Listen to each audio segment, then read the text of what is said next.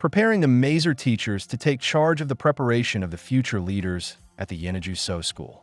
Orientation Seminar Workshop on Classroom Leadership and Instructional Delivery. Participants: all the lecturers and management personnel of the college. Venue: the college library. Duration of the seminar workshop: from the 9th to the 13th Mescarum 1992, 5-man days of 8 hours a day, total 40 hours. Organizer, administrator, and coordinator of the course, Dr. Lulsegged. The theme of the seminar workshop: managing instructional delivery efficiently and effectively to make every learner a winner. Objective of the course: 1. To enable the lecturers acquire basic and modern techniques of classroom instructional delivery in order to A. Maximize quality achievement of the classroom instructional objectives. B. Minimize waste of energy, time, and scarce resources. 2. To familiarize them with some modern technique to fine-tune instructional delivery and to continue to improve accountable performance. 3. To clarify the role of the lecturers to teach better so that their students learn better. 4. To examine if there is any apparent gap between the teachers and their students in their common goal of students' maximum achievement. 5. To reinforce in the participants the need for exchange of ideas and ideals as a means of achieving professional growth to always become better teachers. 6. To amplify the rules the teachers should be applying in the continuous improvements of the curriculum and production of the textbooks and other supplementary materials under the college. Specific objectives: by the end of the seminar workshop, participants will have acquired 1. Knowledge and technique of modern processes and techniques of classroom management and delivery of appropriate instruction. 2. Organization techniques of knowledge and skill so that students derive maximum benefit from their class and school experience. 3. Acceptance of the responsibility by each college lecturer to be accountable for his actions as a teacher. 4. Ideas about his responsibilities to participate in the design and preparation of textbooks, as well as continuous improvement of the curriculum in his area of teaching. Detail of the program: Monday 9 Mescarum 1992, 8 to 9 o'clock registration, 9 to 9:30 introduction of guests and participants, 9:30 to 10:30 opening address by the chairman of the Board of Governors, 10:30 to 11 o'clock coffee break, 11 to 12:30 explanation of the objectives of the course and its preceding, 11:30 to 12:30 presentation of an old letter on vicious perpetual ideas, 12:30 to 2 o'clock lunch break, 2 to 3:30 first seminar presentation on goals for education in the University College of Ethiopia. Team: members of the Board of Governors and the President. 3:30 to 3:45 coffee break. 3:45 to 5 o'clock discussions based on the first seminar presentation for an in-depth understanding of what is meant by goals for education in the University College of Ethiopia. Rapporteur: Tuesday 11 Mescarum 1991, 8:30 to 10 o'clock workshop activities on goals of education. Each group will analytically study the first seminar presentation on goal for education and critically analyzes against problems and issues as well as pros and cons of their implementation as the Yeneju So private school goals of education. The group will also critically and carefully examine the idea that is generally accepted in the teaching-learning situation. Students don't fail, but it is actually the teacher that fails. What does it mean? Is this physically possible? 10 to 10:30 coffee break. 10:30 to 12 o'clock continuation of the workshop. 12 to 2 o'clock lunch break. 2 to 5 o'clock plenary session for workshop report. Wednesday 11 Mescarum 1992. 8:30 to 10 o'clock second seminar presentation on curricular and co-curricular activities. Dr. Lulsegged. 10 to 10:30 coffee breaks. 10:30 to 12 o'clock discussion on the seminar presentation. Curricular and co-curricular. 12 to 2 o'clock lunch break. 2 to 4 o'clock workshop activities. Participants will break into groups. Each subject area should be represented in each group. Activity will concentrate on the examination of the problems and the issues of the following areas and arriving at sound solutions concerning A. Inter- and intra-departmental cooperation for teamwork to make the instruction meaningful, useful, and lasting. B. monitoring and evaluation to ascertain that what each subject teachers individually teach could be interwoven with one another to contribute to a more meaningful integrated knowledge and skill the learner acquires. C. Evaluating the social-cultural areas and their contribution to the general education. And D. Mapping a strategy for continuous improvement of the curriculum and design and preparation development of textbooks reflecting the curriculum unique to the Yeniju. So Education Share Company 4 to 5:30 plenary session for presentation workshop report. Thursday, 12 Mescrum 1991, 8:30 to 10 o'clock third seminar.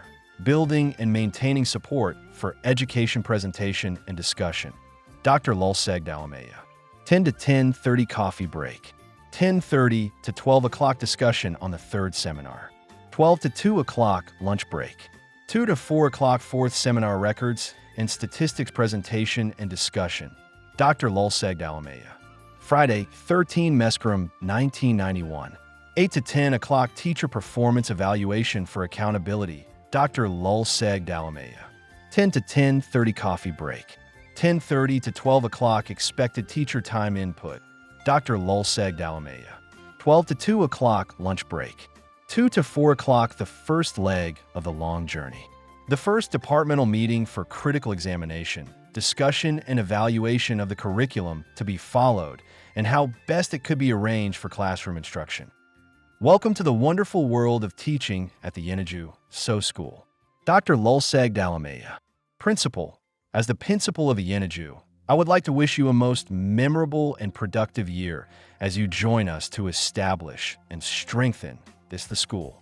In this book, I would like to introduce you to comprehensive sets of ethics, practices, and regulations of the educational system envisaged by our college. I would like to make you feel at home and be most comfortable with your profession as you start using this book to further your career. With the aid of this book, I would like you to have a clear picture of what is expected of you and what you can expect from our college. This handbook will open up an opportunity for learning by doing and hopefully close up any gap in communications and misunderstanding you may have in our working relationship. It will guide you and the administration and the staff of the college to work together for the common good of our institution. As the table of content clearly shows you, I have begun from the first principles of education, which is why schools exist and why a great deal of money is invested in them. Then I have followed up with how all what we do in our classrooms and playing fields contributes to those goals. I have also taken the view that we are not simply specialists in Amharic, mathematics, or agriculture. On the contrary, we remain as much educators of the youth as a whole person and as an Ethiopian. The difference is only that we channel our devotion to what I call whole education is achieved mainly through the one or two subjects in which each of us specialize. From there, I have described how the system of support and communication is constructed and operates. By the necessities of human organization, this structure is also that of authority, regulation, and control. I hope that I have made it easier for you to appreciate that, despite occasional accidents, this authority is not arbitrary, but rather rational and truly supportive of good education and good educators. I hope, too, that with this I have helped you familiarize yourselves with the system and feel you can handle it. Moving from the larger system, I would like us to focus on our institution and how we divide the work between ourselves. I have pointed out duties and have set down what are considered fair workloads for each of you. Having laid out your obligations, I would expect you to shoulder the responsibilities entrusted to you as professional people. Like people in other professions, I would like your ambitions to develop and your competence to advance to larger responsibilities, growing in stature and status. I would like this to be acknowledged to correspondingly result in better and higher remuneration. I believe that it is my duty to encourage and help you in this process. In the final two sections, I have discussed about school records and statistics. Too often the documents, which are associated with these areas, appear to be bureaucratic formalities with little real meaning. I have done my best to explain the reasons why particular data are needed, not just for the use of the schools, but for the nation as well. I have naturally done my best to ensure that the advice given you here is consistent with all the policies and regulations of our college. These do change from time to time, However, consequently, we are conscious that this handbook cannot remain wholly valid forever. I hope then that, as part of its general support, the University College will see that it is periodically and regularly updated. A final point, this manual is meant as a guide. However, it cannot provide for all the contingencies that occur in teachers' life or in running an institution. Situations will arise which demand extra or more detailed attention and perhaps advice. At such moments, I hope you will turn to me and my colleagues in the administration, for it is our duty to see that you enjoy your work at the institution as you receive proper support. This manual is no substitute for our doing our duty properly. Chapter 1. 1. Our goals for our university. 1.1. Our limitations. This chapter tries to express what we hope to achieve as educators. We are very conscious that we are not entitled to discuss only our own goals and desires. For the parents of our students who trust us to educate their children have their own purposes too. These we respect. We hope, indeed we believe, our thinking is altogether in harmony with theirs, and we regard ourselves very much as their partners. Let's emphasize this point. When we call ourselves partners, we imply that our powers are limited. We are not the only educators children encounter. Their first are their own parents, families, and neighbors. Then also are their schoolmates, the radio, television, shops, and a host of their environment. We teachers reach into their lives at a relatively late stage, if particularly we begin to teach from the secondary school on. However, we recognize that we come at a very important phase of maturation and that we can exert an important influence. But we need to remain aware that we are largely supplementary and that our goals must take this limitation into account. A second factor we must accept is that we cannot influence all our students equally. They differ not only in their temperaments and abilities, but also in the way they respond to and interact with us. We shall work with some whom we shall count as outstanding successes and who will bring us a particular professional satisfaction. Others may bring us near to despair about our capacities as educators. What we must hope and strive for all the same is that most of our students, not the average but the clear majority, will leave our care as well-educated, well-developed, and well-socialized members of our Ethiopian community. The mention of community raises the third limitation.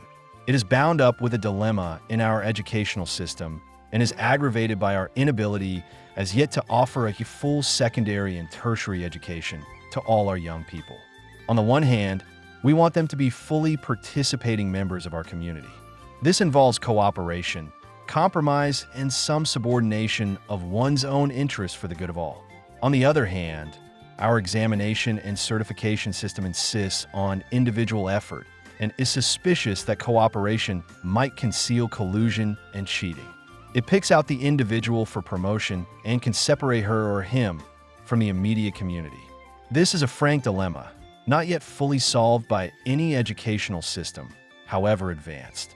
We teachers have simply to do our best to strike a wise balance between the interests of the individual and those of the community. Bearing these limits in mind, we can set out realistically the goals of our education in Ethiopia with the dreams and the vision of the University College of Ethiopia. 1.2. General. We see our children not as isolated individuals, but as persons in communities, living in mutual interdependence.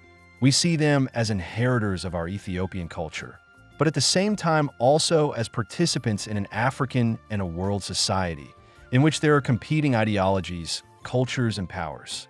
As we have had to do, they will need to choose, blend, and balance among them. The culture they will in time transmit to the next generation may be somewhat different from ours, but no less Ethiopian. The lives they lead will be increasingly affected for both good and not so good by technological, economic, and political developments all over the world. It is our overall task and goal, then, to help our children develop themselves to the utmost of their abilities into Ethiopian citizens who are at once self-respecting and respectful of their neighbors, their nation, and its laws, ready to meet their obligations as well as to expect their dues in mutual interdependence with their fellow citizens and the wider world, knowledgeable and well-informed, skilled in seeking, acquiring, and using information. equipped to continue developing their capacities for the good of both themselves and their society, healthy in mind and body, and equipped to maintain that health. At least aware of the larger influences which are shaping life in Ethiopia and equipped in some way to cope with them. 3. Cognitive or scholastic goals. Although we are indeed educators of the whole person and community, we have to bear in mind also that our college has a set of specialist tasks for which is specially created and for which we are specially trained. In a word, our task is to awaken and develop the minds of our children. We are responsible for enhancing their abilities, to learn both under guidance and independently, to reason, to think critically and constructively for themselves, to seek to understand phenomena, events, and problems, to use the tools of the intellect reading, writing, mathematics, as well as to create new insights and solutions. How we individual teachers with specialist subjects can use them to reach these special cognitive goals will be discussed in the next chapter. 1. 4 effective and social goals. Along with our special task, we, as ordinary Ethiopian adults, share with the rest of the society the responsibility for shaping the outlook, attitudes, morals, and other values of our children and youth. Our responsibility is, of course, somewhat greater, simply because we accept the guardianship of our students for such large proportions of their daily lives. In this sphere, we should try to build into our teaching approaches and methods, which will encourage a love and pride in Ethiopian norms and values, the most important of which are a character which is honest, truthful, reliable, loyal, helpful, obedient, in a word, upright. Reverence and respect for those in lawful authority, coupled with the desire that authority should reflect the opinion and will of the people and be just. Appreciation and respect for the wisdom and opinions of elders. Appreciation for the peaceful settlement of conflicts. Strong feelings of commitment to the family, friends, and the nation. Appreciation of interdependence and cooperation as the means for social harmony and progress. A strong feeling for justice and fairness in all spheres of life. In addition, we would like our students to value intellectual curiosity and an orientation to learn continuously throughout life. A positively critical approach in appraising what continues to be valuable in our natural inheritance and what might be valuable in the offerings of the rest of the world. Doing to the best of their ability whatever has to be done. All forms of socially helpful or productive work, irrespective of monetary reward. The prudent use of our natural resources, both renewable and irreplaceable. 1. 5 cultural, aesthetic, and recreational goals. Our Ethiopian culture is rich in legend, poetry, songs, dances, games, and crafts. Indeed, in all fields of human expression and art. But these treasures cannot be fixed or frozen. On the contrary, they need to be kept alive through persistent renewal. Our institutions, then, need to supplement and maintain not just the transmission of this inheritance, but also its enrichment by succeeding generations. Our goal as educators must be to multiply the opportunities through which our children and youth can imbibe their birthright legacy and work on creating new expressions for it. At the same time, the very existence of our institutions demonstrate that our children and youth are heirs to too much and more. They are part of the succession of humanity and have the right to explore and enjoy whatever the human race has created to express itself. Our goal, then, must be to guide our students in their introduction to other cultures and to equip them to discriminate the worthwhile from the trash. Further, there is the matter of physical education and recreation. In the nature of our enterprise, they can form only a minor proportion of our curriculum. Yet our goal must be to demonstrate to our students that the due cultivation of physical fitness and skill is as necessary to our all-round well-being as are the intellectual exercises through which they develop their minds. 1. 6 manpower and development goals. So far we have been talking purely in the tones of educators. Yet we have to remind ourselves why the government and people of Ethiopia every year devote a huge amount of the national budget to education. That may be the largest single item of annual national expenditure. However, the nation's devotion does not stop there. On top of that huge sum, The parents and their communities pour in more money for fees in private institutions, uniforms, and buildings.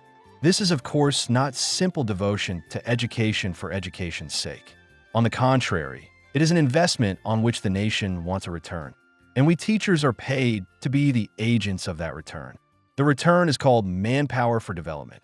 We have to help equip our students in such fashion that they can turn themselves readily and diligently to the tasks of economic and social development. Without their skills, effort, and imagination, the development for which the government plans will be slow and disappointing. On the other hand, if we teachers are successful in meeting the goals outlined above, our young people should indeed leave our schools ready to be the developers of our country and society. For manpower development needs no special or magic education. On the contrary, a sound training of the intellect and hands, coupled with the values of diligence, respect for all useful work, and open-mindedness, will provide the foundation on which more specialized occupational skills and knowledge can be gradually constructed. In other words, all we teachers need to do is to do our jobs well. 1. 7 personal goals. The set of goals which we have outlined are what we might call institutional and professional. They are the goals of our institutions as a place for education and of ourselves as educators. However, they're not the only goals which have to enter our calculations. We need to think of our students and their parents. What are they aiming to get out of school? We need also to think of ourselves. What do we expect in return for our work as teachers, now and in the future? These are personal goals. The reason we need to think of them is simply that if they digress from the others or are at variance with the way the educational system is run, we will find ourselves with problems. 1. 8 the goals of students and their parents. The fact that children and youth are now sent to school demonstrates that our people value the kind of education that a school offers. At the same time, they now recognize that without some kind of certificate or diploma, nobody can hope to get good employment with the government or other large employer. Other kinds of employment are, of course, possible, but in the eyes of our people, they are regarded as inferior or second best. Therefore, for them and their children, the most important goal is good examination results and a good certificates. Consequently, they will tend to measure our effectiveness as educators by the examination performance of our schools. As we ourselves have gained precisely the kind of employment that our people value, we can sympathize closely with their aspirations. Nonetheless, as educators, we have to help our students appreciate, first, that examinations are only one element of education and should not dominate it, and second, that good lives and incomes are available outside employment with the government and similar employers. 1. 9 the personal goals of teachers. We take it for granted that we teachers are committed to the goals of the educational system. And the asterisk point we discuss here is what we hope for ourselves as ordinary working persons and members of a profession in society and as supporters of our own families. As ordinary working persons, we look for job satisfaction, self-actualization, recognition, and appropriate advancement. We expect proper support from our colleagues and those in authority over us, so that we may do our work to the fullest of our capabilities. We want our students to perform well in the public examinations, for in their success lies much of our own fulfillment. We also want our efforts recognized, both as members of a profession. We want treatment on a footing corresponding to the status of other professions of similar training, expertise, and responsibility. Asterisk, we know, of course, that some people have become teachers because they were disappointed in their first choices of education or employment. Such people will be seeking an early exit from our profession and may do only the minimum before they find their way out. We are not taking them into account here. Informally, through the respect and praise of our colleagues, and officially through promotion and other advancement, we want opportunities to educate our own selves further to extend our capabilities. As supporters of families, we expect remuneration and standards of living commensurate with those of similar professions. Where our conditions of work fall below those enjoyed by other professions, we want recognition of the fact, not only in our professional performance, but also in the compensations we are able to offer our families. Those of us who have been given administrative responsibilities have a few additional goals. They are to provide the range of supports, moral and material, which enable teachers to exercise their full capabilities and students to learn with enjoyment. To get the best possible output from the resources made available to the school by our employers, local community, and parents. To maintain excellent and productive relations between the institution, the parents and community, as well as the rest of the educational system. To secure the maximum possible opportunities for professional growth and development for the staff of the institution. To ensure that every member of staff receives just recognition for her or his efforts to help the institution achieve its goals. To ensure that the finances, equipment, supplies, and building of the institution are maintained in good order. 1. 10 concluding note. The foregoing lists of goals for schools, students, teachers, and administrators is general and, taken by themselves, may sound unreal.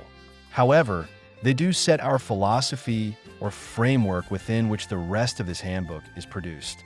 In each chapter, we shall make a conscious effort to orient what we say to these guiding considerations. Chapter 2. Curricular and Co-curricular Activities. Aim. The aim of this section is to set out the broad content of our curricular and extracurricular program and to show each element should relate to or contribute towards the achievement of our goals. The considerations should include both academic and practical subjects, as well as matters relating to the moral and aesthetic values of our society. The school curriculum has a wide range of subjects.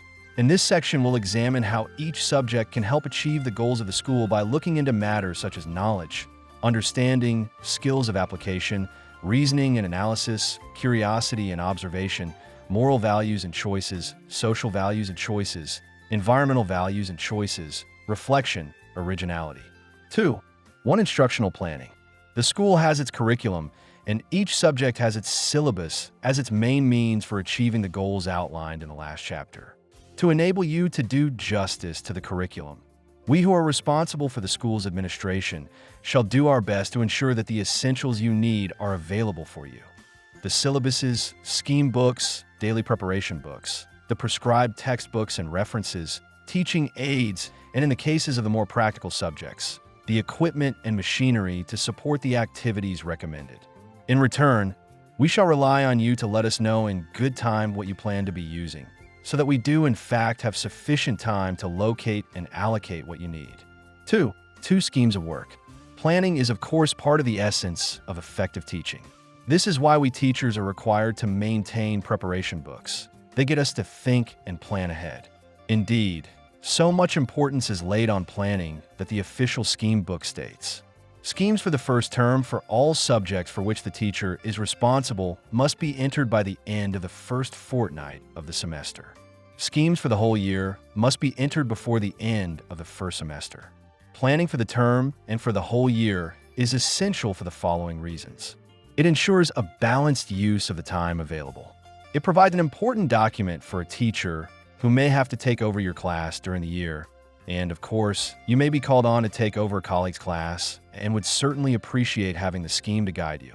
It provides the information we heads and our heads of departments need to be able to offer you the benefit of our experience in approaches, methods, and the learning habits of pupils, and in how to make sure that the syllabus is adequately covered.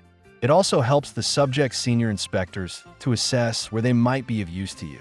Conversely, of course, the scheme book is one of the sources which enables us to evaluate your own professional progress. So we need to see it and to discuss your plans with you. Again, so much importance is laid on ensuring that you do have the opportunity to draw on our experience, that we heads of department, and our principal or his deputy are required not only to review your schemes carefully, but also to sign the scheme to show that we have done so to our mutual satisfaction. We look for the following features in an effective scheme: the aims of each lesson, the topics or activities to be covered, the amount of time allocated to each topic or activity, a brief account of the teaching approach and methods you will adopt, details of the books, materials, and visual aids you plan to use, the contribution the topics and methods will make to the broader educational goals outlined in Chapter 1, how you propose to assess what your students have learned. 2. 3. Daily preparation book. The scheme of work enables us to set out long-term plan and see how we shall reach our goals. The daily preparation book is just as important, for it is the detailed plan for our day-to-day work and step-by-step progress. As with the schemes of work, teachers, heads of department and heads are expected and required to work together to develop well thought-out preparation. Indeed, in the case of probationary teachers, we are expected to discuss their preparation books at least once a week. And, again, as with schemes of work, we are expected to sign the preparation books when we have discussed them to signify our mutual satisfaction. Since by its very name, the daily preparation book should be in daily use, we expect you to have yours at the school every day. As you would expect, we regard the daily preparation book as another source of helpful information in assessing your professional development.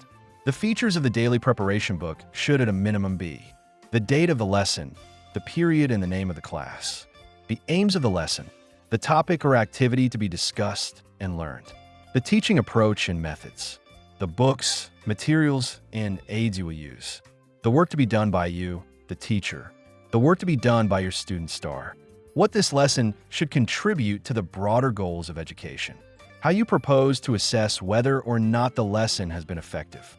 2. For teamwork. So far we have talked in terms of you as individual teacher, rather than as if you had little to do with your colleagues in planning and carrying out your work. To be sure, large proportions of our time are indeed spent as teachers alone with our classes. However, one of our broad goals is to foster the spirit of cooperation, interdependence, and teamwork. If we as teachers can organize our work through teams, we shall be setting a live example of what the goal can mean and at the same time reinforcing its credibility as an idea.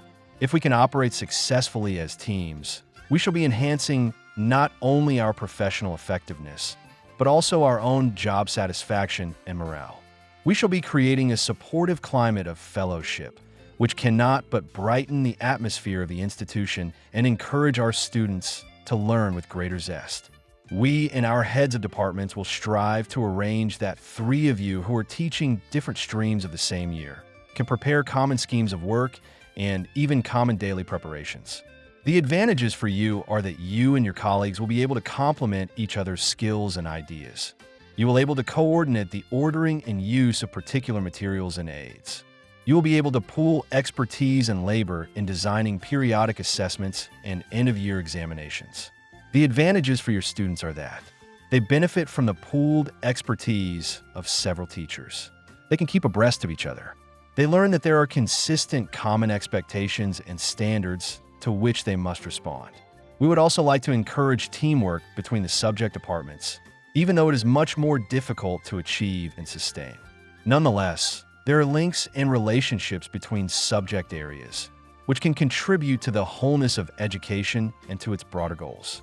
Our heads of departments will be taking the lead here and planning that, as far as possible, related units of various subject syllabuses should be taught at around the same time, so as to encourage our students to make their own cross-connections. We will, of course, need your cooperation. Even more, would we welcome your ideas on how these forms of interdisciplinary teamwork might be extended and intensified. 2. 5. Monitoring and evaluation. You will have noticed that the scheme of work and the daily preparation book contain the feature, how you propose to assess whether or not the lesson has been effective. It signals our concern for the progress our students are making in what they learn as they approach the goals of education. We use the words monitoring and evaluation because we want to suggest that watching our students advance is more than a matter of setting and marking tests. Monitoring signifies carefully following and measuring our students' progress, both in relation to the syllabus and educational goals, and in comparison with fellow students. Evaluation signifies analyzing what the results of monitoring are telling us about our students' learning strengths, needs, and difficulties, and then using the analysis to improve the ways we help them to learn.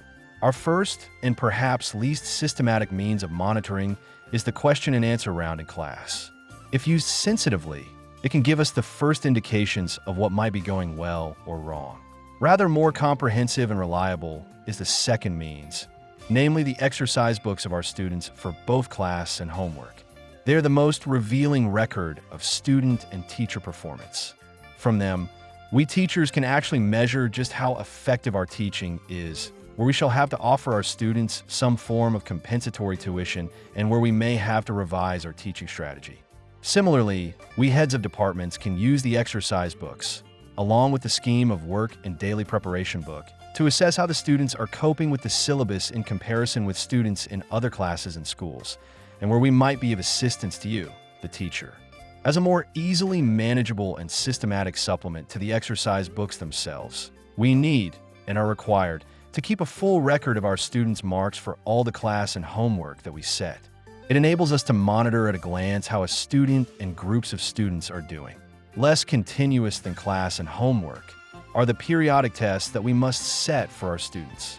Because they are less frequent and rather brief, the tests can only sample parts of what our students have been learning. Nonetheless, they are valuable as indicators of the long-term effectiveness of our instruction, since they give us some idea of what skills and knowledge our students find easier to retain and what seems to fade more rapidly and might need some reinforcement. As with class and homework books and records, we are required to keep records of all the periodic tests we set. Our record is expected to show the test itself, plus the class average mark for the test, the mark gained by each student, the class position of each student.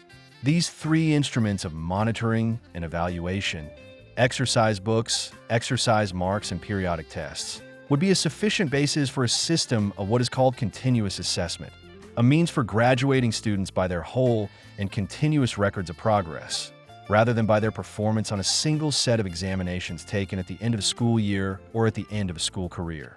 However, to be effective, continuous assessment would require us as a profession to harmonize and standardize among ourselves the kinds of class and homework we design, the tests we make up, and the ways in which we mark and grade our students.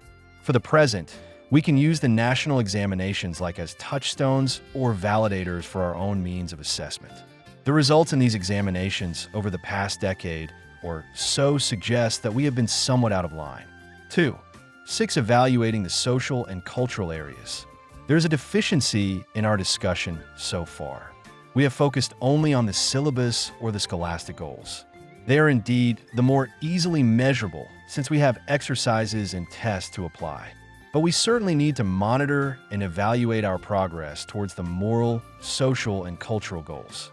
In these fields, however, there are no standard rules for all secondary schools to follow. Instead, each of us work out with our colleagues the kinds of monitoring which seems to be useful in evaluating whether or not we're taking our students towards the goals. The guide we have developed for this school is attached. We would like you to study it and to try to apply it. In due course, we shall look forward to your proposals for improving it. 2. 7. Feedback to students. Let's make a final point on monitoring and evaluation. The entire purpose of the school is the student. So a major purpose of monitoring and evaluation must be to guide the students on improving their learning. As you study their patterns of progress and problems, you should feed the information back to them in ways which will help them understand themselves better and tackle their weaknesses. The feedback should not simply be marks, which are unexplained. However, our students do like to know their marks quickly, so we should make a point of marking their work as rapidly and as accurately as humanly possible, but follow that up with somewhat more detailed analysis of their achievements. If you feel uncertain how best to do this, please consult your head of department or raise the matter at a staff meeting. 2. 8. Relating the syllabus to the broad goals of education. Up to now, we have been talking in general terms about the importance of bearing the broad goals of education, Chapter 1, in mind at all times and of striving to relate all teaching to them. However, we're only too conscious that the ways to do it are not always obvious. One obstacle, strangely enough, is the subject syllabus. The objectives and content of each subject are listed with only themselves in view. We must teach addition, or the way rocks are formed, or how to summarize a passage. The subject syllabus is not obviously concerned with the rest of education. Since we teachers must focus on the syllabus when we plan our schemes of work and daily preparation books, we tend quite naturally to be blinkered by it. The rest of education tends to be shut out of sight and to slide to the back of our minds. For the rest of this chapter, Then, we want to offer you some practical examples of what we mean by relating the syllabus to the goals of education. We shall take a selection of goals from the first two of the main groupings in Chapter 1 and suggest how each might be served by the subjects in the secondary school curriculum. But we should print out that not every goal needs to be addressed in every lesson. But every lesson should consciously try to serve at least one of the broader goals, in addition to its own subject aims. Let us start with the general group and select as our example Ethiopian citizens at once self-respecting and respectful of their neighbors, their nation, and its laws. In regard to self-respect and respect for neighbors, there are a few obvious points that apply to all the subjects in the curriculum. That is to say, all teachers, whatever they are teaching, should observe them. First, we should encourage our students to respect themselves by showing that we take them and their work seriously. If we expect good work from each one individually, we demonstrate that we believe each one has potential and thus orient them to believe in themselves. Second, we should strenuously avoid all temptation to mock any of our students or make them a laughingstock for the class. This policy has the double effect of inhibiting the students from belittling each other and hence of teaching them to respect each other. Third, we should avoid open comparisons between the stronger and weaker students. Rather, we should help each student to study her or his own progress and to measure himself by his successes. We should note failure, but we should not stress it. On the contrary, we should stress achievement and treat failure more as the gap to be made up. Fourth, where we see that a student will have difficulty in catching up by himself or herself, we can encourage respect for others by discreetly asking a stronger student to help the weaker one and showing her or him how to help without embarrassing him or her. So much for self and neighbor. Respecting the nation and its laws is more easily approached through some subjects, while connections with others are less clear to see. Ethiopian history, for instance, abound in opportunities to point out the good aspects of our society, its achievements, the way it has adapted to changing circumstances, its highly effective diplomacy in dealing with other nations more powerful than itself in economy, technology, and military force, its skillful avoidance of the political and economic catastrophes into which many African states have slipped, the remarkable balance it sustains between a monarchical form of government and democratic responsiveness. These two subjects can illustrate, too, how our customs and laws evolved out of the wisdom of long experience and stood the test of time. Questioning and altering them, then, would require respectful and mature consideration. Geography and agriculture can obviously increase our students' understanding of our land, climate, and ecology, and their influence on our patterns of settlement, methods and rhythms of cultivation and cattle rearing, our diet, customs, economy, and history. Through grasping the physical reasons behind our development, they will understand and respect the hardihood, adaptability, and ingenuity of our people in fashioning ways and laws to ensure their survival and even prosperity. Similarly, home economics can be used to compare traditional diets, methods of preparation, and the beliefs behind them, with what has been developed by apparently more scientific approaches. Extensions might be made into issues of hygiene, childcare, and so on, always emphasizing the rational and adaptive basis behind particular behaviors. Physical education has an obvious contribution to self-respect since it emphasizes the health of the whole person, mind as well as body. It represents the intelligent application of knowledge and effort to self-maintenance and development. More subtly, through its expressions in teamwork, it can be used to deepen awareness of the need to respect and value others. Even further, through its expression in games, it can be used to illustrate and underline, first, the need for laws, second, the rational basis for particular laws, rules, or regulations, third, the need to respect the law if anarchy is not to prevail, and fourth, the probability that, in the absence of law, brute force, violence, and injustice tend to take over, while the weaker groups are oppressed or driven out. Comparing English language point by point and lesson by lesson with Amharic can help our students to grasp the structures of both languages more firmly. Even more important, it can be used to illustrate how all human languages have to be, rational and consistent if they are to serve for communication.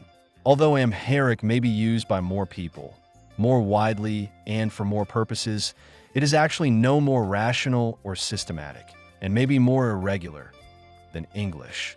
As with physical education, the necessity of rules or laws to ensure the usefulness of any social activity like language or games can be frequently driven home. Frequently driven home. How might English literature be brought to contribute to the respect for the Ethiopians and their laws? As with English language, the approach should take the road of comparison and contrast. Particular opportunities will clearly depend on the literature being studied. All that can be said here is that a teacher, oriented and alert for opportunities, will find much to illustrate the common human reasonableness of most custom and law. Where apparent divergences or even conflicts occur, you might lead your students to discuss the possible reasons and weigh up whether there is an equal amount to be said for both sides, or whether one set of customs and laws appears more reasonable. The subjects which most tax the ingenuity in making connections with the nation and its laws seem to be mathematics and science. It may not prove possible to make direct links. Nevertheless, we can get our students national, as well as regional and local, data and ask them to practice their skills on them. For mathematics, we can obtain from the appropriate ministries and departments information on population, size, age composition, births and birth rate, deaths and death rate, infant and child mortality numbers and rates, growth in numbers and rates, distribution between the districts, distribution between the sexes, between towns and rural areas, labor force, size, distribution by occupation, occupation by sex, changes since 1970 or since the 1976 census. Income, size of national income, average per head, distribution between different group and occupations. Land, proportion of different kinds of land, uses distribution between different kinds of uses and users. Health, incidence of different diseases, distribution of health facilities and personnel. Education, number of school-aged children, number of primary and secondary schools, number of different kinds of teachers, distribution of schools between regions and between agencies, examination results and records. Crime, numbers and kinds of crime, distribution by region, by town and rural area. These data could clearly be used to practice the 4 basic operations, percentages, and other skills, both elementary and more advanced. At the same time, your students would be absorbing a lot of information about their country and people, steadily gaining a grasp and realistic perspective on the realities of life in the country, learning about the kinds of information needed for development planning, becoming more firmly convinced of the relevance and usefulness of the skills they learn in mathematics. In the sciences, we need, of course, to distinguish between the integrated science for the first and second cycle, as well as secondary school leaving examination, and the more specialized biology, chemistry, physics, or combined sciences of the secondary school leaving. The first is easier to relate particularly to Ethiopian, since it puts emphasis on the local ecology, natural resources, renewable and wasting, and on local life and health. As with mathematics, relating the content to respect for the nation and its laws may have to be mostly indirect. Nevertheless, the very focus on local phenomena will deepen sensitivity to and awareness of the national heritage, which will complement the love and respect being fostered through other subjects. At the same time, we want to make this point. Those of you science teachers who have troubled to look into older national concepts and approaches to explaining the nature and causes of phenomena will be in a position to make an additional 3-fold contribution to your students' education. First, you will be able to show that science is not a non-Ethiopian concept. Second, you will be able to establish that there are different ways of interpreting natural phenomena. Third, perhaps most valuably, you will be able to assist your students assess the virtues and limitations of the different approaches. Among the more specialized subjects for the school, leaving exams, biology, with its areas in the nutrition of animals and plants, and in the concept of biological balance, can also offer fairly ready opportunities for connections with national development and conservation policies, laws, and regulations. Physics and chemistry, however, seem to be less yielding. Their general observations and principles can certainly be illustrated from daily life in the country, but that, of course, is not the same as using them to develop particular attitudes to the nation. We physics and chemistry teachers will have to rest content with conducting our classes, experiments, and exploratory projects in such ways as to build up our students' respect for themselves, their neighbors, and human endeavor in understanding and using nature. 2. 9. A cognitive example. We turn now to the cognitive and scholastic group of educational goals and select for our examples the aim of teaching our students to use the tools of the intellect to create new insights and solutions. Before we proceed, we had better remind ourselves briefly of what the tools of the intellect are. Observing information, facts, phenomena, ideas, concepts, stories, both informally and systematically. Storing the information and retrieving it, that is, memory. Reorganizing the information for different purposes. Analysis, synthesis, or making new connections. Deduction, or using general principles to draw particular conclusions. Induction, or using an assembly of information to formulate a general principle. Hypothesizing and testing hypothesis. Imagination, creativity. The main medium for using these tools is language in its various forms: spoken, written, mathematical, and scientific symbols. Perhaps we should also say that by new insights and solutions, we do not mean wholly original answers, but ones that are new for the students in that they have thought them through for themselves. The subjects which were toughest in contributing to the goal respect are the easiest for this cognitive aim. Indeed, the syllabuses for biology, chemistry, and physics for the OSC insist on approaches that are experimental, i.e., try to find out new facts by applying what has already been learned, and problem solving. Geography and agriculture, too, can very easily adopt similar approaches, as indeed can home economics. In fact, possible examples are so plentiful in these subjects that we do not feel it necessary to spend time on them. Mathematics is, of course, one long succession of learning mental skills and solving problems with them. The well-known danger is that students become so used to applying certain skills to particular kinds of problems that they can fail to recognize new situations to which familiar skills are relevant. The challenge to mathematics teachers is to create problems which challenge the students to choose which of their many skills can help the solution. Let us use educational planning to illustrate what we mean. An education planner is asked to advise where a new secondary school is to be sited 3 years from now. The choice is between two towns. Town A has a present population of 10,000, while Town B has one of 8,000. In both towns, the proportion of children aged between 12 and 17 years is 15% of the total town population. The government's rule is that there should be a secondary school for every 200 children aged between 12 and 17. Town A already has 8 schools and Town B has 6 schools.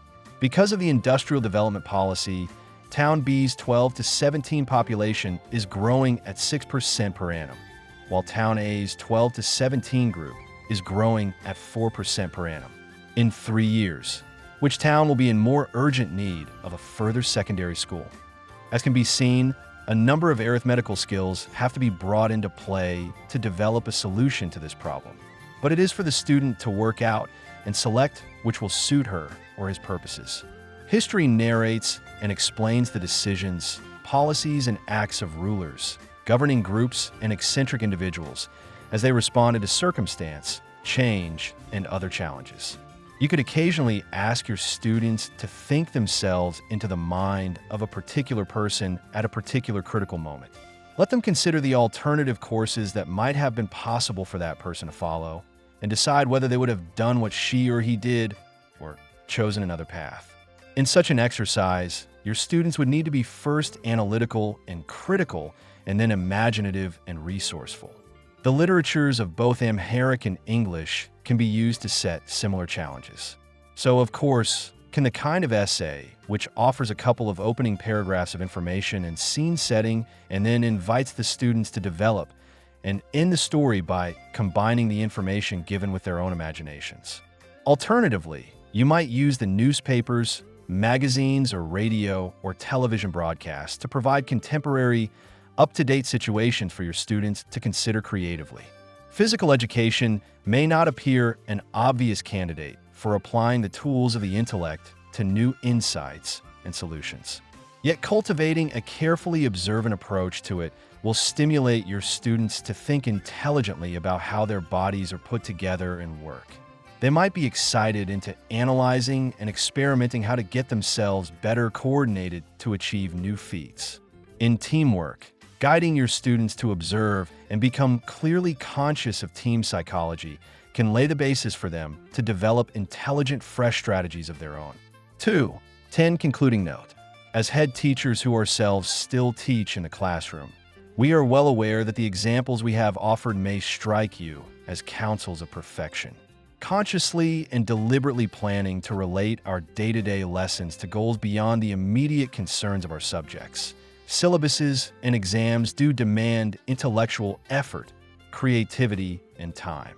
Yet not to plan thus is to fail our profession, not to speak of our students and the country. If the demand does seem too taxing, just bear in mind what we said in introducing this section. Not every goal needs to be addressed in every lesson, but every lesson should consciously try to serve at least one of the broader goals. We simply need to know and be conscious of those broader goals and select which will feature in any particular lesson. Chapter 3. Building and maintaining supports for education. Aims. 1. Here we want to delineate more clearly areas of responsibility from the Ministry of Education headquarters through the regional education offices to the secondary school in the endeavor to provide good secondary education throughout Ethiopia. 2. To describe the channels of communication within this hierarchical structure with a view to showing how all concerned, including parents and the community at large, can contribute to the decision-making process of the schools and education in general. 3. 1. Introduction. The most important place of education in school is the classroom, where teachers interact with students, for that is where education actually occurs. However, to make the classroom and teachers actually available to the children necessitates the organization of considerable resources and supports. In turn, policies, guidance, and regulation become necessary. So we need to know how our system of support works and how we can best work with it. 3. 2 supports for educational development. In our case, the managing director of Yeniju So Education Share Company, under the board of directors of the company, is chief executive with overall responsibility for our education. And he is supported by a cadre of administrative and professional staff in directing the operations of the company's education system. This hierarchy of officials working harmoniously is expected to set company policies and broad guidelines to guide and lead the delivery of education in the institutions already established, as well as in the pipeline to be established. In an individual school, the principal is expected to take charge of all the instructional and administrative affairs of the school, with a view to enabling the company educational goals to be achieved by the teachers and students. Of course, within the school, the head needs to delegate a number of responsibilities to his colleagues. Heads of subject departments are asked to accept responsibility in the first instance for helping class teachers see that the syllabus is properly supported and implemented. In boarding schools, there need to be matrons to look after the feeding and welfare of the students. In large schools, there will be a need for a vice principals, unit leaders, and various coordinators who will be asked to share the principal's workload, and there may be a finance officer to help with the finance and accounting. Finally, there's the point of all this organization, your students and you in the classroom. To ensure that you do receive the support you need, we have to keep the organization or the system working. This necessitates standard procedures and lines of communication. Otherwise, confusion and frustration will occur. Although the procedures may at times seem slow, cumbersome, or even destructive, we should assume, at least in this first instance, that their intent is helpful and reasonable, and, therefore, we must try to work within them. 3. 3 lines of communication. In the first place, the teachers have been made responsible to see that they can function according to the norms prescribed by the company. If they have any problems, then they're asked to contact their head of department first to let them know what the trouble is and to see if the parties together manage to do anything about it between themselves. If it seems to be beyond their power to handle, they will refer it to the principal of school, the unit leader, or the vice principal to the managing director of the company. The important point to grasp here is that if this line of communication is not observed, delay and embarrassment can occur and working relationships can be damaged. This line is what we call vertical, up and down between ourselves and those outside the school. But there's also communication within the school between ourselves as colleagues, which we label as horizontal. Good and full horizontal communication is desirable because it assists coordination, getting things to work smoothly together and avoid clashes like double bookings. There's also a legal aspect. If a teacher arranges, say, an excursion for his class without informing and getting the consent of his head of department, and something goes wrong, like an accident to one of the students, the teacher becomes personally liable for any legal action or damages. A particularly important means of horizontal communication is the periodic staff meeting we hold in the school. In this, we try to keep ourselves informed of the progress we are all making, of problems a number of us might be running into, of ideas we might have either for getting rid of our problems or simply for improving things in the school.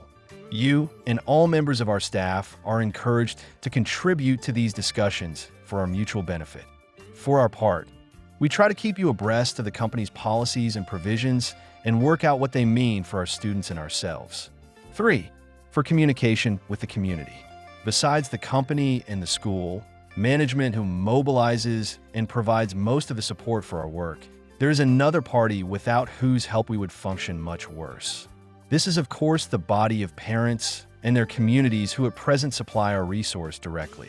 Besides their contributions in the form of fees, purchases of texts, and so on, is their moral support for keeping their children in school and for trying to ensure proper attendance and work. Our relations with the parents are conducted mainly through the school committee. This means that most of the responsibility for the meeting lies with the principal. Nonetheless, we rely on each of you to take our dealings with the parents seriously and to try as far as you can to get to know the parents of your students. You can help them understand why regular attendance by their children is vital to the quality of education. You can enlist their support for the school's projects. By showing interest in them, you can create goodwill and support for our educational enterprise. 3. 5. Professional conduct. One way to maintain community and public support for our work is to preserve a public image that wins respect. We belong not merely to a profession, but to one of the noble professions which exist more for service than for personal gain. We ought therefore to behave in ways that demonstrate that we do care for the people's sensibilities and that we do respect their values and criteria of decent behaviors. The simplest matter is dress. Fashions change so that there can be no firm rules about what is or is not good taste. Nevertheless, cleanliness, neatness, good repair never go out of fashion.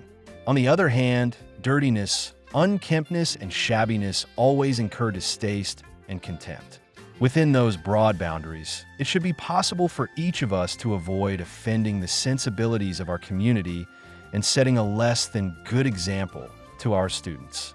An issue which has brought scandal upon us is sexual relationships with our students. We act as guardians, entrusted with the safety and welfare of our students. To abuse that trust is almost unforgivable. We can take only a view of extreme severity in regard to colleagues who betray their students, the parents, and our profession. Bringing us more into ridicule and contempt have been the lapses of many teachers in consuming alcohol. The enjoyment of drink is virtually universal. It is possible to enjoy it without going to excess and making fools of ourselves in front of our students and the public. We are expected, in short, only to behave as educated and professionally trained adults, and we should maintain the good opinion and respect of our colleagues, our students, and the public. 3. 6. To conduct our students. Our country expects us to help our students learn the ways of civilized people, even though our influence can only supplement that of their families and communities. At the same time, we need to ensure that students have a social environment which supports and enables them to learn. Their part in this is to behave in ways which do not disrupt the learning of their fellows and which allow our school to operate smoothly as a community. As we all know, there are unfortunately some students who for various reasons seem unable to live within the norms of our community. We have various minor means of trying to help them see reason, and it is part of our professional aim to keep them within this range. However, occasions arise when we need to call on more severe sanctions. At this point, there comes the possibility of parents or other members of the community intervening, so that it is important that you consult your head about what you consider is required. As regards corporal punishment, Ethiopian culture permits any adult to punish corporally any child who is misbehaving. Nonetheless, this norm does not give adults a free hand to strike out as they like, and it is possible for parents to judge that the punishment was disproportionate and to take the matter to court. To protect its staff from such contingencies, then, the company has ordered that only heads and deputy heads ordinarily administer corporal punishment, and that a careful record be kept of each such incident. Every teacher is expected to observe this procedure. There is another consideration, which is rather more professional. More and more widely, resort to corporal punishment is coming to be seen as a failure of professional competence. A teacher should be able to inspire cooperative behavior in her or his students through respect for the way she or he teaches and treats students. Although many of us feel that our society is not yet ready for such a norm, the company keeps it in view. More severe breakdowns of behavior have to be dealt with by suspension or, in the very last resort, expulsion. In such serious cases, we in the school cannot act on our own, but need to consult the superordinate. 3. 7. Permanency. An important factor in supporting the all-round success and development of a school and its students is the stability of its teachers. Schools that stand high in professional and public esteem tend to have teachers who have worked with them over several years. The company, therefore, would like to create conditions which help our teachers to want to stay with our school. We have to acknowledge, however, that matters are not wholly within our control, so that conditions can occur which frustrate all of us. Nonetheless, we hope that you, as developing professionals, will not use abandonment of your positions as a means for relieving these frustrations or for trying to solve personal problems. Naturally, we do not oppose resignation, which means betterment or advancement somewhere else. 3. 8 norms of work. The final set of supports for our work is our own observance of our duties. The company expects us to spend about 3/4 of our working hours actually teaching, with the remaining quarter taken up with preparation, marking class, and homework and miscellaneous duties. If we translate that into teaching periods, we should be teaching 27 periods per week and allocating 8 periods to the other activities. In addition, we are all expected to work on the improvement of the curriculum and textbooks production. It is the duty of the principal and heads of departments to see that the duties of the school are fairly distributed between all the staff. Nobody should be loaded in excess of the norms, and nobody should be asked to do much less than her or his colleagues. People like heads of departments, deputy heads, and unit leaders, who have a number of administrative duties to perform, are necessarily required to do proportionately less teaching. The norms prescribed by the company will be published. Naturally, we expect classes to begin on time and our students to be given a full learning load. Unpunctuality and the misapplication of class time are in effect forms of cheating our students of their entitlements. Besides, they set examples of behavior, which subvert some important goals of education. Chapter 4. Career Expectations and Professional Development. Aim. This chapter is intended to offer you guidance on the opportunities which will be available to you to develop your professional capabilities to qualify yourself for advancement and promotion. Preliminary Note 1. All teachers should know and be confident that the Yeniju So Education S.C. is concerned that its personnel should have opportunities to develop their professional abilities and competence. For this purpose, numbers of in-service training courses will be conducted. In addition, and when the time comes, a good proportion of our teachers will be granted scholarships to attend the Yeniju So University for short and long training. At the same time, we need to appreciate that the numbers of us who would like such opportunities are rather larger than the opportunities themselves. That means there has to be some queuing, some selection, some competition, and inevitably, some disappointment when the time comes. The major point to grasp, however, is that all the parties concerned are agreed on the value and necessity of programs of career development. Preliminary note 2. In most professions, you can hear complaints about the lack of opportunities for promotion. Teaching is no exception. You'll come across grumblers amongst our colleagues in almost any school. They claim that there is scarcely any possibility of promotion among school teachers. How right are they? In comparison with most large organizations, however, teachers' advancement on a good career structure is for the average teacher to advance through careful development of his professional capacities and continuous renewal. We have nonetheless to accept an unpleasant fact. Because we do differ in our capacities, and because promotion is intended for those with particular capacities or with outstanding ability, a few of us may not be offered promotion. Further, many, perhaps most of us will not be offered as much promotion as we might like. This is inevitable in a hierarchical organization with a large base and narrow top. We have to live with it. In response, we need to demonstrate that we have the necessary capacities and that we are willing to use every opportunity to develop them. As heads, we should mention the field of educational administration and management.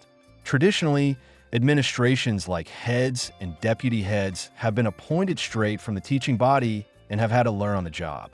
Many have subsequently had short courses in administration, and some have proceeded to diplomas and degrees under the guidance of the ministry. Nowadays, however, it is possible to prepare for a move to administration through various forms of part and full-time training. As with the specialization, we have to emphasize that such preparation does not guarantee an administration appointment. Seniority, experiences, past performance all carry their own weight. Even so, systematic preparation is also taken into account. 4.1. Full participation. The previous subsection have focused on the development of the teacher as an individual with her or his own career to develop. An equally important focus, to which we turn now, is the teacher as a member of team who are responsible for a community. This social dimension is as vital to the overall quality of education as individual teaching is to the quality of learning in a particular subject. As educators and not simple subject specialists, we can develop our full range of capacities by interesting ourselves in the total curriculum and governance of the school and by contributing to them. The areas we have particularly in mind are recreation, leading and encouraging groups or clubs and activities where we have talent or interest. Culture, if we are good at music, drama, painting, dancing, poetry, we might cultivate such talent among our students. Environmental conservation, encouraging our students by example to take an active and constructive interest in maintaining and improving the good looks of the school and its surroundings. Governance, drawing opportunities for improvement to the attention of the staff meeting for discussion and action. Public relations, helping maintain contacts with the parents, community, and particularly the school committee members. Teachers who contribute to all these aspects of the school community's life are, of course, developing themselves not only into all-round, fully fledged educators, but also into educational and community leaders. 4. Advancement and promotion. All of us want our efforts and achievements to be recognized and appreciated. A major channel of recognition is appointment to positions of greater responsibility, so we naturally hope for promotion. But how are we assessed for promotion, and how are choices made between several possible candidates for the same post? When there are posts, the company will try to operate in a rational and impartial system of assessment. However, it is the nature of human operations to encounter unusual situations and emergencies, so from time to time decisions need to be made, which depart a little from normal practice. On the whole, however, the criteria which apply are in order of importance. 1. Qualifications, general education and professional education, both before and during service, as they indicate systematic preparation. 2. Seniority and experience, as they indicate familiarity with the system and accumulated expertise and wisdom. 3. Performance, as one of the more reliable indicators of future performance is past performance. How performance is measured is discussed below. 4. Personality, which includes the moral aspects of behavior, as well as the social. Posts becoming available in the company are advertised by the ministry and may be applied for by serving teachers. The company will do its best to see that no teacher is denied an opportunity to apply, simple because an advertisement failed to reach her or his notice. 4. 3. Who influences promotion? Once an application for a promotion post is submitted, all the information, which might be helpful in assessing it, is assembled. This includes records of the applicant's qualifications, training, and experience, the annual reports sent in by the heads with whom the applicant has served, which deal with performance and personality, the opinions of the current head of department and head teachers, consultation with the appropriate subject head and other school authorities. A special committee is then appointed to assess all the candidates and to make its recommendations to the company. This system of wide consolidation should clearly produce a balanced picture of the strengths and potential of each of the candidates and should ensure that no single source carries undue weight. It should enable wise recommendations for promotion to be made. 4. For how are performance and personality assessed? While items like qualifications, seniority, and experience can be measured with relative ease, aspects like performance and personality are problematic because they obviously can be imprecise and subjective. If a head and teacher dislike each other, can the latter be confident that the assessment of his personality will not be biased against him? Let us discuss the two aspects. Performance. When your principal or subject head visits your classroom, reviews your scheme and daily preparation books, or looks over the class and homework of your students, she or he is really attempting two tasks. One is to see whether he can be of any assistance to you with ideas or suggestions picked up from other teachers. The second is to form an impression of how you and your students are getting on. How can this be judged? For many years, school systems had to rely on broad schemes of points or checklists of features, which should be looked at. Although teachers had a pretty good idea of what they were expected to do, they had no way of knowing whether a head actually did look at everything or whether he was more impressed by some aspects and neglected others. Now, however, we have been developing a more systematic performance evaluation instrument, which allows you to be certain that nothing has been overlooked. Further, it requires whoever is visiting you to discuss every item with you when the instrument has been used. In this way, you can both see the impression you have made and comment on what you might feel were misunderstandings, or feel warmly pleased that your efforts have been so well appreciated. The performance evaluation instrument is given at Appendix 1 for you to examine. If you have any proposals for improving it, please put them before one of our staff meetings. The wider aspects of performance are assessed from your contributions to the areas listed under full participation. We have no instrument for observing you systematically, so we need to rely on our own impressions. We are required to summarize these every year in the annual report on every teacher with whom we work. Again, we are required to discuss our views with you so that you yourself can judge whether everything has been fairly taken into account. Personality. By personality, we mean the way you get on and work with our colleagues, your cooperativeness, and your willingness to accept responsibility or to take initiatives. We also mean your moral character. Do we find you trustworthy, frank, and truthful, not given to undue criticism of your colleagues or to causing trouble between them, disciplined in your drinking and in your relations with people of the other sex? Again, we have to acknowledge that we have no systematic instrument. But again, we are required to let you know our observations. The form for the annual report on teachers is at Appendix 2 for you to look over. If you think it can be improved, you might care to discuss your ideas at a staff meeting. Chapter 5. Records and Statistics. Aims. The aims of this chapter are to explain in detail why it is crucial that certain records and statistics are collected and studied. 5. One-record books. These records are so important in that they help to tell about the past, present, and future development in our education system. They are important for purposes of planning for the distant future. The following are record books that are kept by the principal. 1. Admissions register. 2. Inventory/stock book. 3. Log book. 4. Receipt books.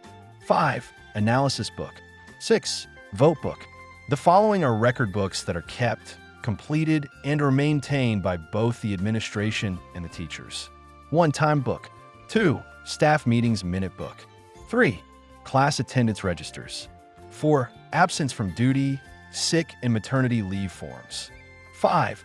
Termly returns. 6. Scheme and preparation books. 7. Progress records monthly tests. 8. Termly reports. No circulas. 10. Subject files. 11. Teacher's files personal. 12. Teacher's roll. 13. Punishment book. 14. Salary register. 15. Evaluation form. 5. 2 explanatory notes of each record book. 5.2. 1 admissions register. Purpose. 1. This provides the principal with a detailed record on every student admitted to the school, information which is very important for efficient school and classroom management and for following up on each student. 2. It provides us with statistics necessary to determine the budget and staff allocation for our school. 3. School leavers and parents often need school attendance records when children leave school and are trying to pursue further studies. When they're trying to find a job, they need that information to indicate their schooling to their employers. Information required. Name and date of birth of student. Name and address of parent/guardian. Date of admission. Where applicable, whether boarder or day scholar. Citizenship and country of birth. Repeater, promote, or newly enrolled. 5.2. 2 logbook. Purpose. 1. When the principal and his staff need to trace the major events and visits in the school's history for purposes of reference or follow-up, they can do so easily when such events are recorded in a logbook. 2. This book provides the regional education officer with an easily accessible record of the main events for purposes of its administration and future development. 3. The principal, the administrative personnel, schools committee, and the local community can also use the logbook to trace events in school life, which will be on particular interest to them. Information required. Visitors to the school and reason for their visit. Important school events and achievements. Absences of the head of the school and teachers. Matters concerning the discipline of staff and student should be included only as a brief reference. 5.2. 3-time book. Purpose. 1. This book enables the administration of the school to record the daily arrival and departures of teachers in the mornings and afternoons. 2. It is also very useful to authorities who need to evaluate the attendance of teachers. Information required. Name of teacher, class taught, time of arrival, time of departure. 5.2. For staff meetings minute book. Purpose. 1. School heads and staff need to have a complete record of the proceedings of their staff meetings for reference. 2. The minute book informs all those concerned with the meetings of the ideas of the different staff members and decisions regarding their common concerns, professional and school-related activities. 3. It also encourages each teacher to look upon herself/himself as a member of a team aiming at resolving a problem by sharing ideas. Information required. Goals of the meeting and agenda. Day, time and place of meeting. Members present. List of reference material. Name of secretary/recorder. All motions acted upon by the meeting. 5.2. 5 class attendance registers. It is in the interest of the principal to maintain and update the class register because it is a purpose. 1. Legal requirement and provides protection for the principal of the school by recording when pupils are in the care of the school. 2. It helps teachers and the principal of the school to follow the attendance of each student and discourage absenteeism. 3. It also enables school authorities to check on the regularity of school attendance and to follow up on individual students when necessary. Information required. Name, age and date of birth. Daily attendance of each student. 5.2. 6 schemes of work. Purposes. 1. These enable the school authorities to have access to the teacher's plan of operations for the month, the term, and the year. 2. They provide information for the teacher who may take over the class during the year. They also provide information to the inspectors for evaluating the work of the teacher. 1. They could play an important role in the continuous assessment of students. Information required. Topics of activities to be covered. Relation to broad educational goals. Amount of the time allocated for each activity. Brief account of teaching methods. Details of the books, materials, and visual aids used. Records of regular tests and homework of students. 4. Preparation book. Purpose. 1. It is very useful to the teacher because it maintains a record of the daily preparation of his/her lesson. 2. It enables heads to check and advise on the contents of the lesson. 5. School authorities use it in the general evaluation of the teacher's work. Information required. Date of a lesson, period, and name of the class. Topic or activity to be dealt with relation to broad educational goals. Books and materials to be used. Work to be done by the teacher. Work to be done by the pupils. How the learning will be